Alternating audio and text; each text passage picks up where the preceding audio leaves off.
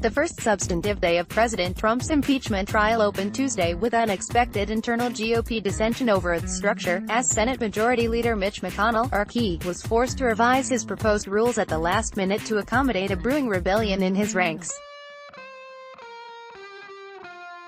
That abrupt reversal from Senate leadership began a deeply acrimonious day in the chamber, which dramatically escalated in its final hours when the House managers and the President's attorneys engaged in language considered so toxic for the state Senate that Chief Justice John Roberts, who is presiding over the trial, admonished both sides.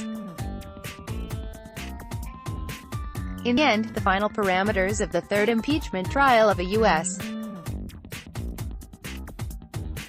president were approved on strictly partisan lines, but the measure passed only after revisions that allowed both sides more time to present their cases, and for findings from the House impeachment probe to be automatically entered into evidence as part of the trial. The GOP concerns over the rules underscored the narrowness of the majority that McConnell will have to tend to as Trump's impeachment trial proceeds, while also balancing the demands of a White House that has repeatedly pushed for a swift acquittal of the president. The Republican dispute unfolded as the House impeachment managers and the president's legal team took to the floor of the Senate chamber to lay out their cases on the two charges against Trump: abuse of power and obstruction of Congress related to his alleged attempts to pressure Ukraine to dig up dirt on a political rival. The arguments grew particularly heated in the late hours as the two sides traded barbs over whether to summon former White House National Security Advisor John Bolton to testify. House Judiciary Committee Chairman Gerald L. Nadler, DNY, accused Republican senators of being complicit in a cover-up benefiting Trump, provoking a response from White House counsel Pat Cipollone that Nadler should be embarrassed for his rhetoric toward senators. That prompted Roberts to interject, telling both the impeachment managers and Trump's lawyers to remember that they are addressing the world's greatest deliberative body. One reason it has earned that title is because its members avoid speaking in a manner and using language that is not conducive to civil discourse, Roberts said.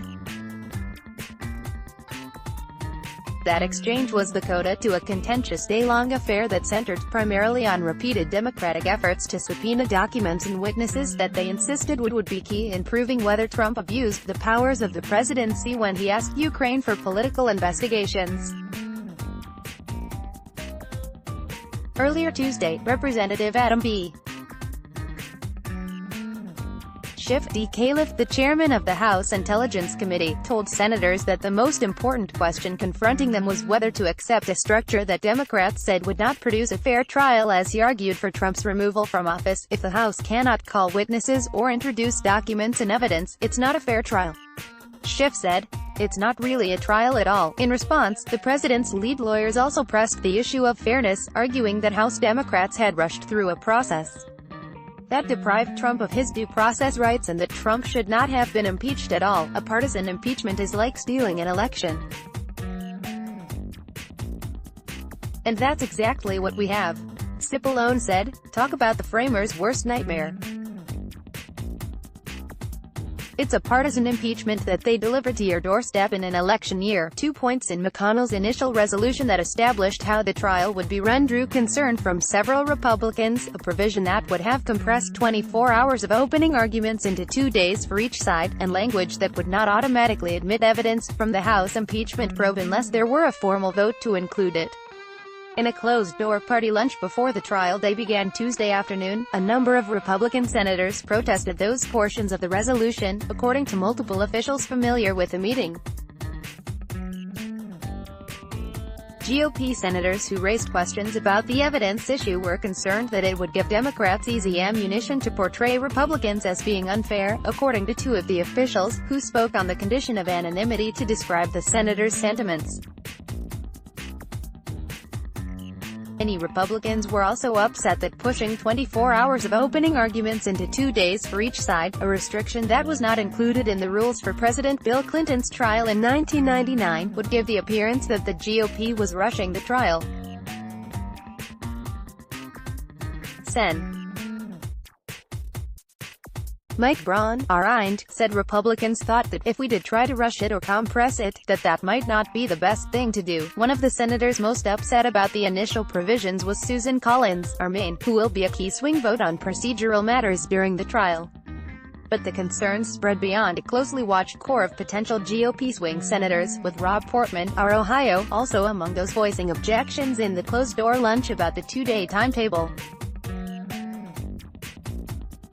That provision didn't please Lisa Murkowski, R. Alaska, either. One Republican official with direct knowledge of the discussion described it as lots of dissension and chaos. Democrats seized on the changes as proof that a small clutch of GOP senators facing public opposition to any component of the highly contentious trial could force McConnell to reverse course. Though the Republican leader ultimately won all 53 GOP votes in favor of his measure, the public realizes how unfair the McConnell proposal is, and the pressure that we have put on them and on Republican senators has gotten them to change. Senate Minority Leader Charles E. Schumer, DNY, told reporters. There are still many other things that are unfair, particularly in relationship to witnesses, particularly in relationship to documents. Now, both the Democratic impeachment managers and Trump's defense team will have up to 3 days each to make their case, and evidence from the House will be entered automatically unless there is an objection. The changes were so last minute that there were handwritten scribbles in the legislation marking the revisions. The White House had initially requested condensing the opening arguments into 2 days for each side, according to several people familiar with the drafting. One senior administration official said it had done so while cautioning that the language could change depending on the needs of Trump and various senators, and that the number of days for opening arguments was a lower priority for the White House. On other issues, Republicans killed attempts from Democrats to modify the parameters of the proceedings to allow for an assortment of documents and a slate of witnesses at the outset. In a sign of fatigue, at least on the GOP side, McConnell, RK, halted the trial proceedings shortly before 9:30 p.m. in a bid to negotiate an end to the hours-long debate that seemed destined to go on for much longer. After a brief recess that allowed for senators to talk, the two sides did not reach a deal to speed things up.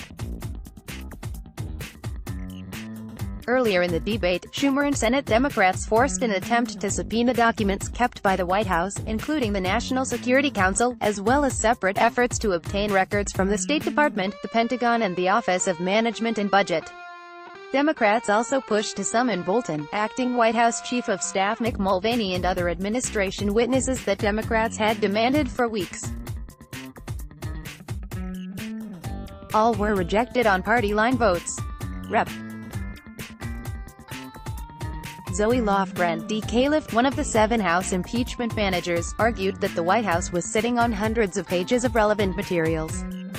She played video of key House witnesses who said they had submitted notes about discrepancies in the rough transcript of Trump's call with Ukrainian President Volodymyr Zelensky on July 25 that has been at the heart of the case against the president, as well as a core part of his defense. Attorney-client privilege cannot shield information about misconduct, Lofgren said. Trump was impeached December 18 by the House on charges that he held up nearly $400 million of congressionally appropriated aid to Ukraine and a coveted White House visit for Zelensky as a condition for the Eastern European nation launching an investigation into former Vice President Joe Biden, a potential 2020 rival for the White House, and his son Hunter. The president's attorneys have argued that the requests from Trump were related to his concerns about corruption. Hunter Biden had served on the board of Burisma, Ukraine's largest private gas company, whose owner came under scrutiny by Ukrainian prosecutors for possible abuse of power and unlawful enrichment, although Biden was not accused of any wrongdoing.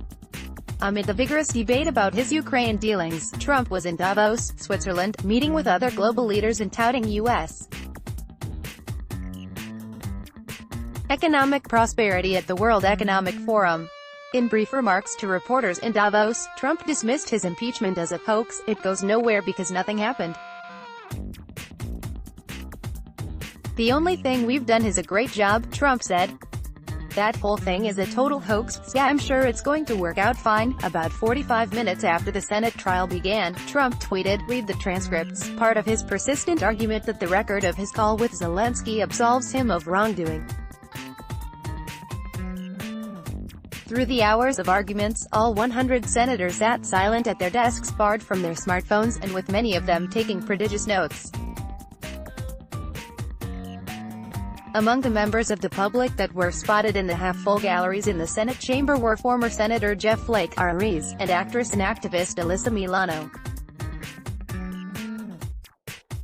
At one point, Cipollone sought to focus attention on 4 senators who are seeking the Democratic presidential nomination but who must be in attendance at the trial,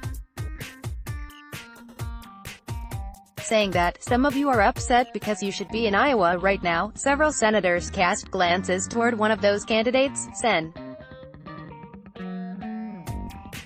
Bernie Sanders, IVT, who was watching Cipollone's remarks with his elbows on the arms of his chair, hands folded in front of his face. Both Cipollone and Jay Sekulow, one of Trump's outside attorneys, relayed inaccurate statements during the trial. Sekulow claimed that the White House was not allowed to have a lawyer present during the impeachment hearings spearheaded by the House Judiciary Committee. The White House was allowed to participate but declined to do so.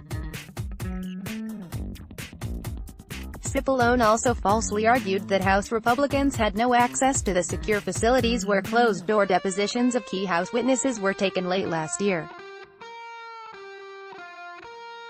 Karun Demirjian, Colby Itkowitz, Paul Kane, Elise Vivek, John Wagner and Amy B. Wong contributed to this report. Let's block ads. Why?